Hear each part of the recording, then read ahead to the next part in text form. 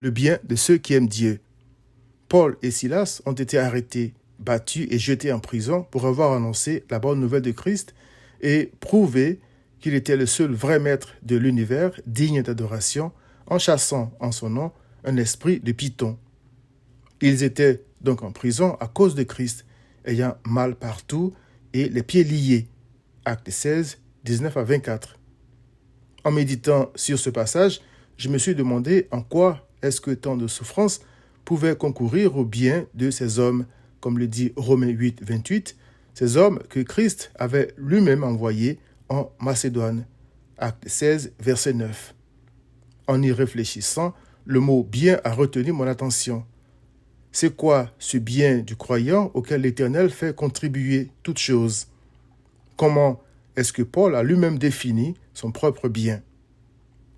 Après sa conversion à Christ, parlant de tout ce qui avait jusque-là fait sa fierté, c'est-à-dire des choses telles que son origine juive, son éducation, son statut social, Paul a dit « Mais ces choses qui étaient pour moi des gains, c'est-à-dire des privilèges, des avantages, des sources de fierté, je les ai regardées comme une perte à cause de Christ.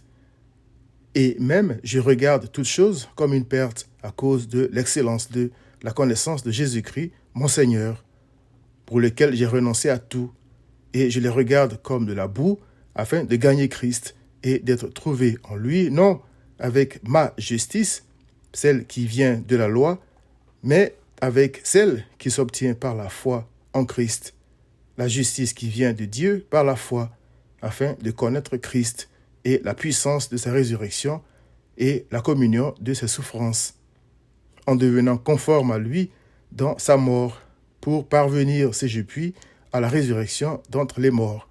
Voir Philippiens 3, 7 à 11. Le bien d'un homme étant matériel et spirituel, j'ai cru que Paul parlait de l'aspect spirituel de ce qui le rendait heureux. Mais il parlait des deux. Il a dit « Je sais vivre dans l'humiliation et je sais vivre dans l'abondance.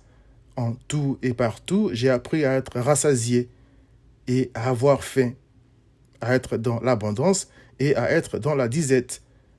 Je puis tout par celui qui me fortifie, c'est-à-dire Christ. » Voir Philippiens 4, 12 à 13. Christ était tout ce qui rendait Paul heureux. Son bien consistait donc à rester attaché à lui, à le louer, en travaillant dur pour se nourrir et en prêchant fidèlement sa parole. Christ est ma vie, a-t-il dit en Philippiens 1, verset 21. Étant donc en prison, après avoir été copieusement battu, il est écrit « Vers le milieu de la nuit, Paul et Silas priaient et chantaient les louanges de Dieu, et les prisonniers les entendaient. » Acte 16, verset 25. Tout ce qui pouvait rapprocher Paul de Christ, le pousser à l'adorer et à le faire connaître, concourait à son bien, c'est-à-dire le rendait heureux. Christ avait fait de Paul une nouvelle créature qui vivait pour louer son Créateur. Paul et Silas priaient donc et chantaient les louanges de Christ.